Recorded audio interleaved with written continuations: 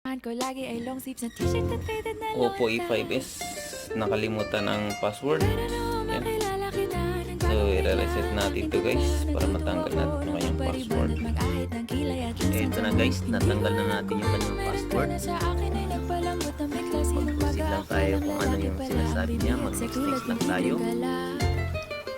Yan, mabilis lang to guys. Kapag natanggal na natin yung kanyang password, pinapalitan pala to sa atin ng LCD. Pero dahil sa tagal na ng panahon na hindi napalitan ng LCD, pagbukas ng may-ari ay nakalimutan na pala niya ang kanyang password. Kaya ito guys, ito ng unit na ito, ang may may-ari pala nito ay si Ma'am Abo.